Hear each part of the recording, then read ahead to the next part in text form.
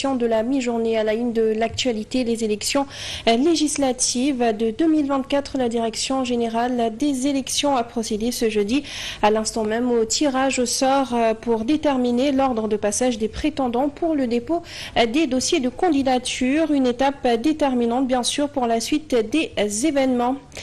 Et puis le président de la République a pris la parole à l'AG de l'ONU hier. À cette occasion, il a prononcé un discours mémorable centré autour de la paix et des droits humains, occasion pour lui de plaider pour une réforme urgente des grandes institutions comme le FMI, la Banque mondiale, entre autres, afin, dit-il, de corriger certaines injustices, notamment économiques.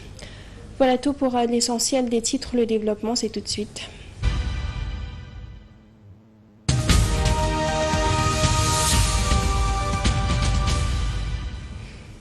Élections législatives, les préparatifs vont bon train. Les représentants des candidats ont été convoqués ce jeudi à la direction générale des élections pour procéder au tirage au sort pour déterminer l'ordre de passage des prétendants pour leur dépôt des dossiers de candidature aux législatives du 17 novembre prochain. À rappeler que pour cette élection, les listes doivent être déposées entre samedi prochain à 8h et dimanche à minuit. Élections législatives toujours, l'APR, le PDS et compagnie ont officiellement lancé hier leur coalition nommée Takualu Sénégal. Il s'agit de plus d'une centaine de partis et de mouvements politiques. Ensemble, ils espèrent remporter haut la main les prochaines élections législatives. Une mobilisation sans faille, Moy Taku, afin de sauver Manam Walou, notre cher Sénégal. Ainsi éclot officiellement la coalition de l'opposition Takualu Sénégal. En son sein, des dizaines d'organisations politiques, dont l'Alliance pour la République de l'ancien président Macky Sall. Mais aussi le Parti démocratique sénégalais de Maître Abdoulaye Wade.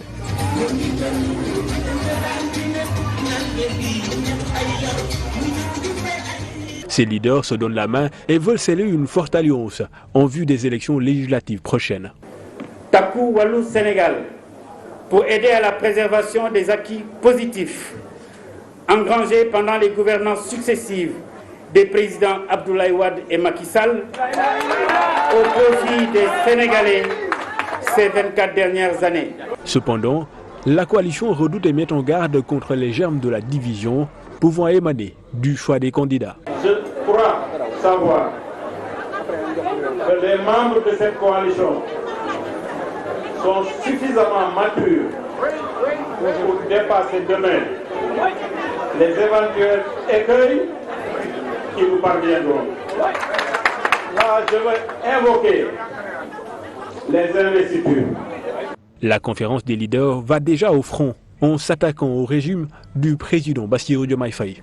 En 6 mois seulement, le Sénégal a ainsi entamé, du fait de la malgouvernance des nouvelles autorités, une dérive dangereuse, faite d'amateurisme et de surenchère, de confusion et de bravade, de légèreté et de méprise quant aux urgences et impératifs de l'heure.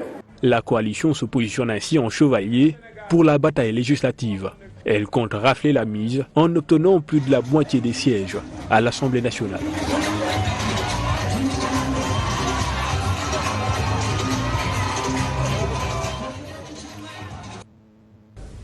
On reste avec cette grande coalition qui a affiché son ouverture et veut une jonction des forces politiques de l'opposition, ce afin d'obtenir la majorité à l'hémicycle. L'organisation affirme être en discussion aujourd'hui avec d'autres entités pour former une grande intercoalition.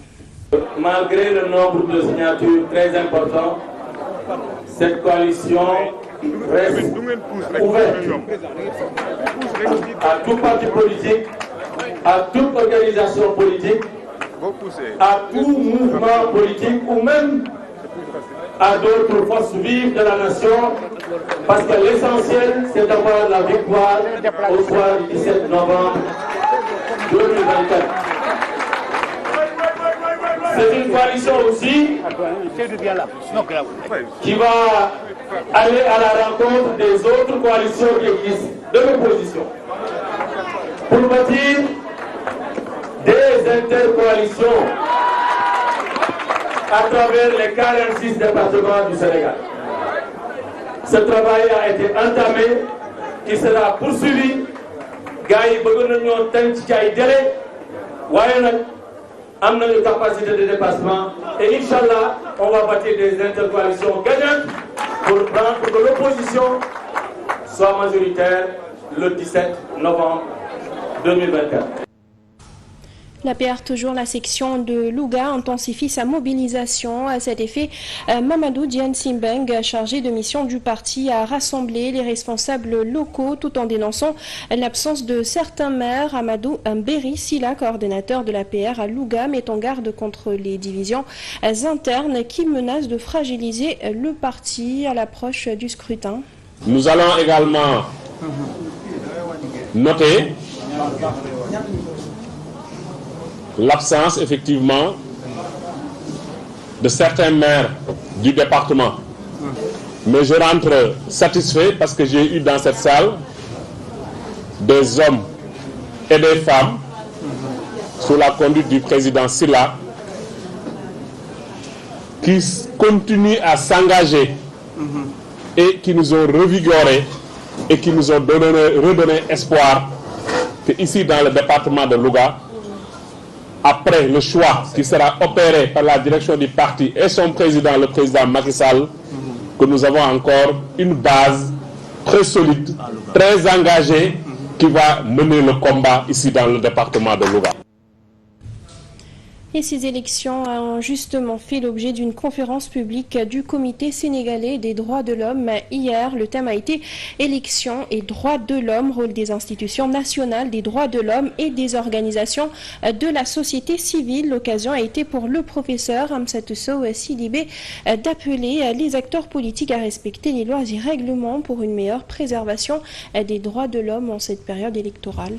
Des élections législatives apaisées, libres, transparentes et inclusives. Voilà l'objectif du Conseil national des droits humains, devenu récemment Commission nationale des droits humains. Selon la présidente sortante, l'affaire est possible, mais seulement si chaque partie prenante joue son rôle pleinement. Rappeler à l'État qu'il a pris des engagements, nous lui demandons de les respecter et nous demandons aussi à tout un chacun de respecter ses propres engagements.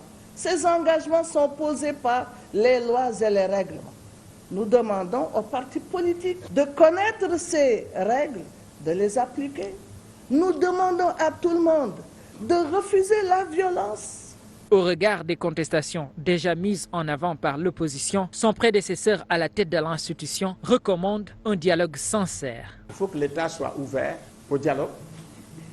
Et il faut que l'État fonctionne sur la base du consensus, parce que l'élection aussi, les règles du jeu, c'est le consensus, c'est extrêmement important. On ne peut pas commencer à prendre la rue. Je pense qu'il faut épuiser toutes les voies de négociation, arriver à un consensus. Autre inquiétude du fondateur d'Africadium Center, c'est la suppression du parrainage.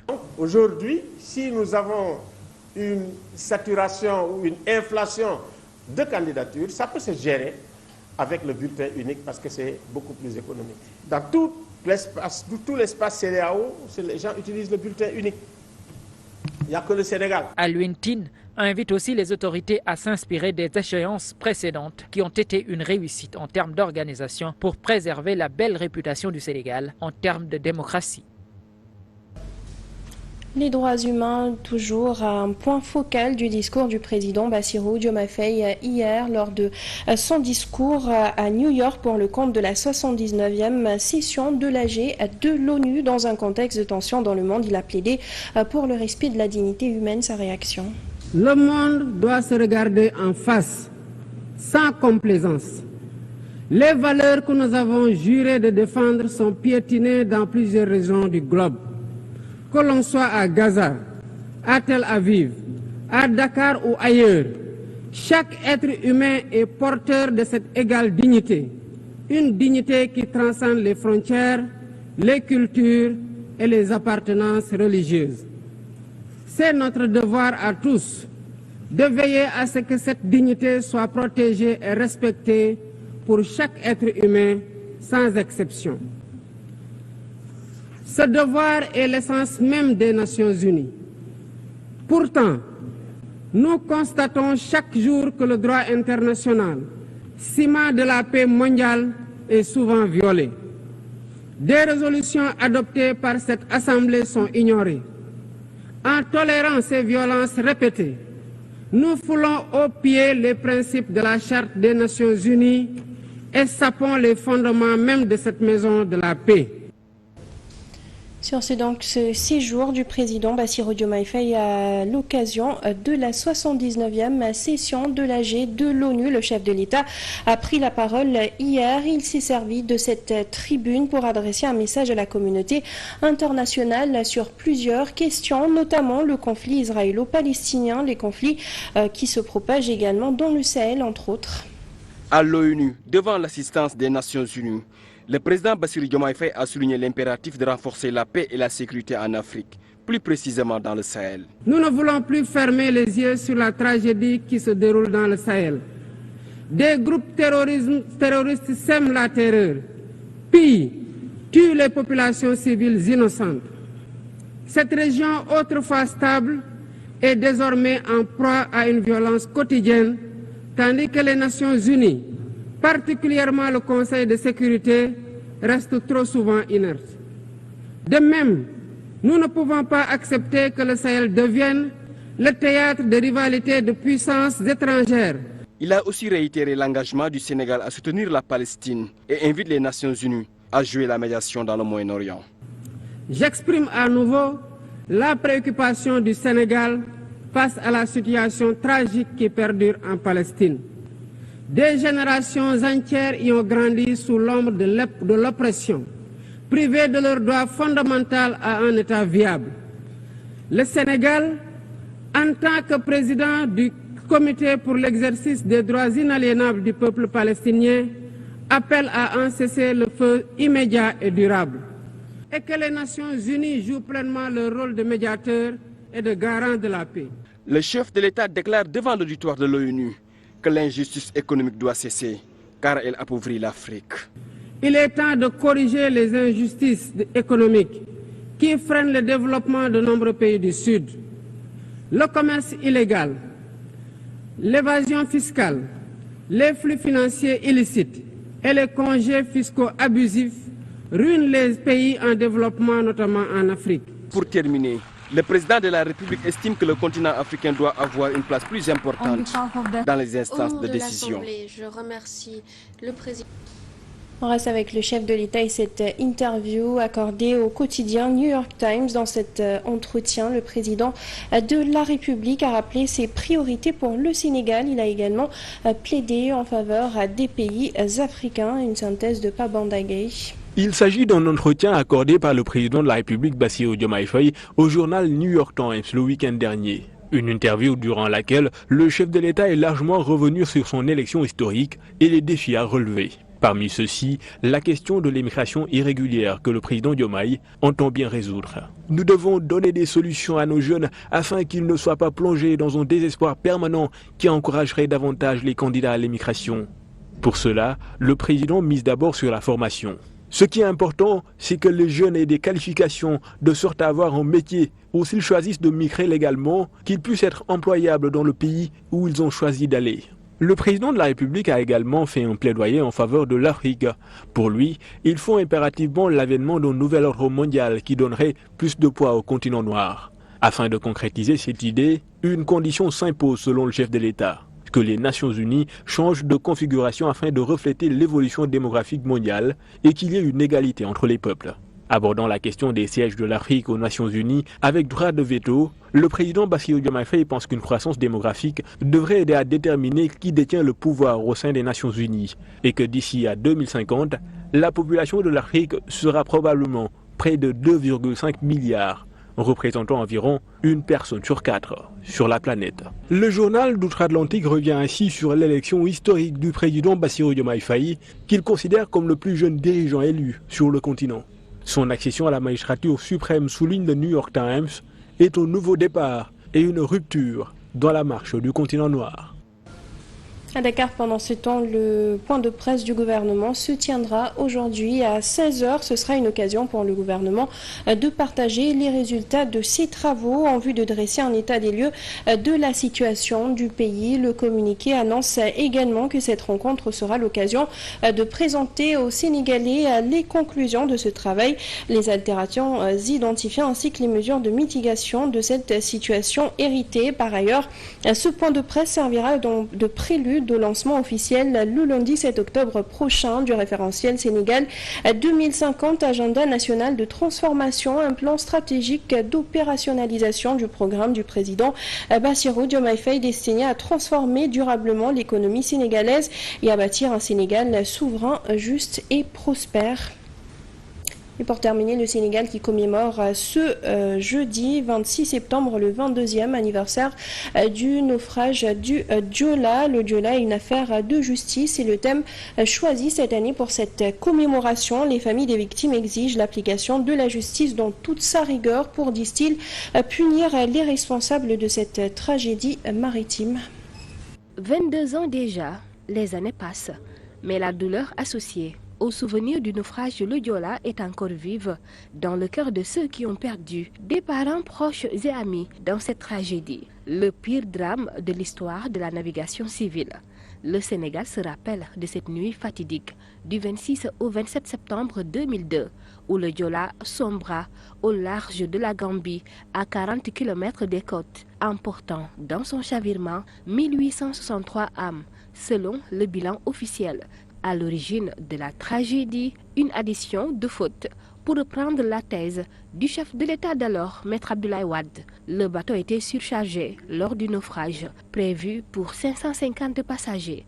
Le ferry transportait au moment des faits plus de 2000 personnes. 22 ans depuis cette catastrophe maritime, les familles des victimes luttent inlassablement pour que la tragédie ne soit pas oubliée. Sur le plan judiciaire, le combat n'a pas prospéré. La justice sénégalaise a classé le dossier sans suite le 9 août 2003 et la France a prononcé un non-lieu en octobre 2018 à la suite de l'ouverture d'une information judiciaire pour homicide involontaire et défaut d'assistance à personne en péril. Des efforts ont été faits pour apaiser la souffrance des familles affectées, comme l'aménagement à Mbao d'un cimetière le Joola, l'indemnisation des familles des victimes, la prise en charge des orphelins du Joola, la commémoration de l'anniversaire du naufrage chaque année à Dakar et à Ziguinchor et l'érection du mémorial musée le Joola, érigé sur les berges du fleuve Casamance. Cet édifice symbolique construit pour immortaliser la terrible histoire du Joola sera d'ailleurs mis en service ce jeudi 26 septembre à l'occasion du 22e anniversaire du naufrage. Il reste d'autres doléances non encore assouvies, à savoir le renflouement de l'épave, l'institution d'une loi faisant du 26 septembre une journée de souvenir à la mémoire des victimes du Joola et la construction d'un mémorial du Joola à Dakar. Place tout de suite à la revue de presse.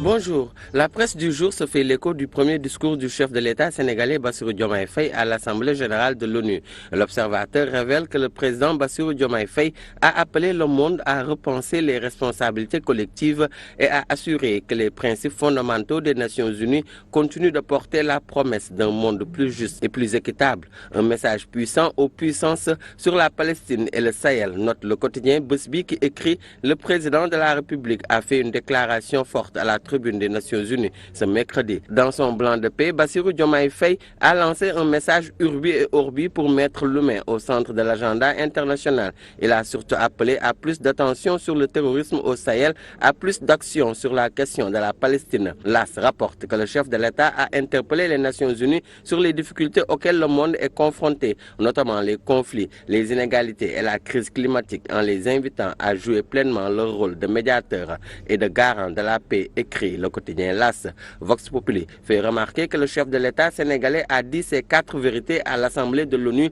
Pour Bassirou Diomaye Faye, il est temps de mettre l'humain au centre de l'agenda international, rapporte le journal. Un discours qui fera date affiche Le Soleil au sujet de la première allocution prononcée par Bassirou Diomaye Faye mercredi à l'Assemblée générale des Nations unies. Le journal souligne que devant cette haute tribune, le président de la République a décliné la vision claire du Sénégal, une vision qui contraste selon lui par la situation actuelle du monde secoué par des crises nombreuses, notamment celles que touchent les pays du Sahel, ainsi que la guerre entre Israël et Gaza. Pour Bassirou Diomaye Faye, ajoute la publication, que ce soit en Palestine, en Israël ou au Sénégal, chaque être humain aspire à vivre dans un monde meilleur, mais il a tenu à dénoncer l'inertie des Nations Unies face à ces tueries qui ont lieu en Afrique, au Proche-Orient et dans d'autres parties du monde. C'est dire que c'est un Bassirou Diomaye Faye direct et sans complexe qui s'est adressé aux grands de ce monde, souligne Le Soleil.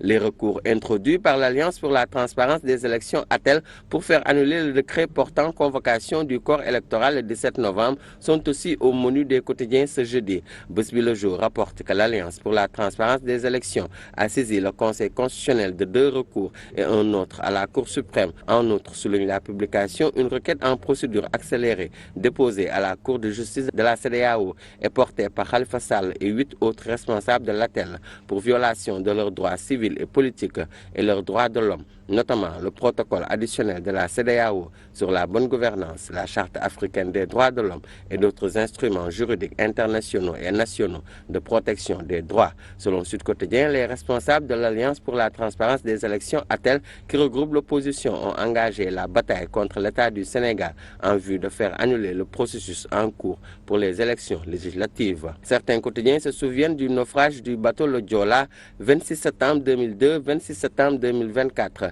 Le journal Révélation nous compte le jour le plus tragique de l'histoire du Sénégal. Wolf Quotidien, quant à lui, craint le risque d'éclipse du Joola avec la conférence de presse du gouvernement organisée ce même jour où les familles des victimes du naufrage se souviennent et prient pour leur mort. C'est tout pour cette revue de presse du jour. Très bonne lecture. C'est la fin de ce journal. Merci à vous de l'avoir suivi. À 14h, vous aurez comme toujours le Wolof. Merci, bonne suite de programme sur la 7 TV.